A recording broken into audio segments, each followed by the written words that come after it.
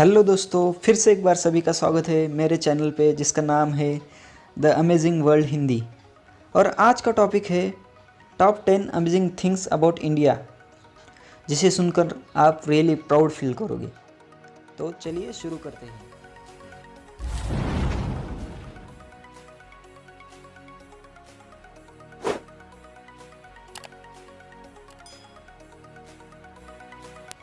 Number 10।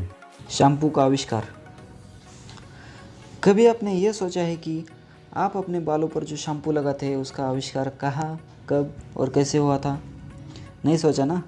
लेकिन अब आपके दिमाग में एक कीड़ा दौड़ रहा होगा कि आखिर शैम्पू की उत्पत्ति कैसी हुई थी। तो चलिए हम बताते हैं। शैम्पू शब्द सुनकर लगता है कि यह कोई विदेशी शब्द है, लेकिन ये बिल्कुल गलत है। आपको बता दें कि शैम्पू एक हिंदी शब्द है जो संस्कृत के शब्द चंपू से बना है। चंपू का मतलब होता है मसाज करना। पुराने समय की बात करें तो इंडिया में सभी तरह के सौंदर्य प्रसाधन हर्बल तरीके से ही बनाए जाते थे। उस समय बालों को स्वस्थ रखने के लिए फूलों के जैसे रीठा, आंवला का इस्तेमाल किया जाता था और इन्हीं सब से उत्पत्ति हुई शैम्पू की। बाद में ब्रिटिश लोग अपने साथ ले गए। Number 9। Human computer of India.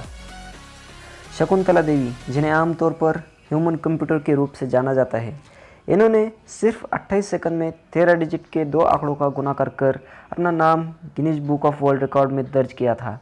आपको पता होना चाहिए, इनकी स्कूल की पढ़ाई बीच में छोड़नी पड़ी क्योंकि सर्कस में काम करने वाले उनके पिता 2 रुपये की फीस चुका नहीं पा रहे थे। नंबर 8। हीरो का उत्पादन। 17वीं शताब्दी तक भारत विश्व में ऐसा अकेला देश था जो हीरो का उत्पादन करता था। उसके बाद 18वीं शताब्दी में ब्राज़ील और दक्षिण अफ्रीका में हीरो की खानी का पता चला।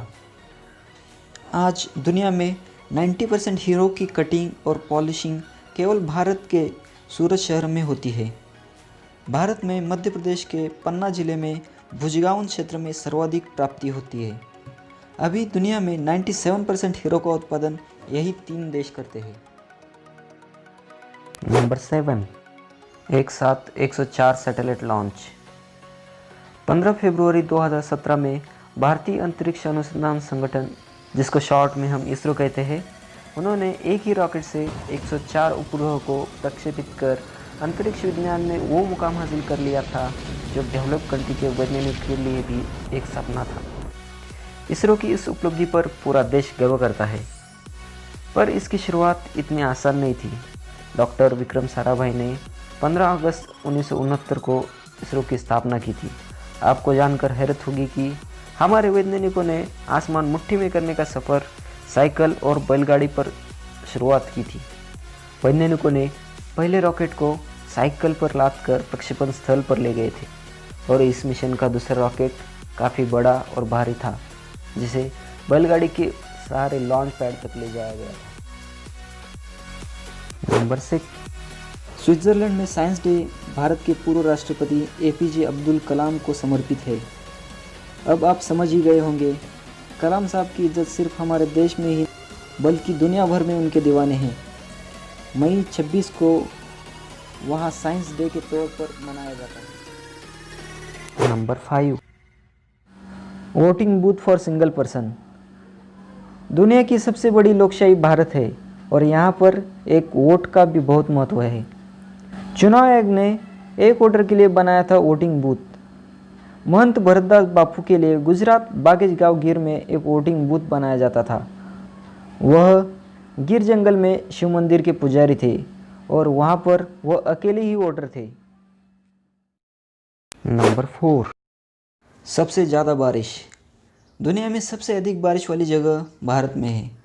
भारत के मेघालय प्रांत के खासी पहाड़ियों पर स्थित मौसिनराम नामक जगह में इतनी बारिश होती है कि एक आदमी कल्पना भी नहीं कर सकता।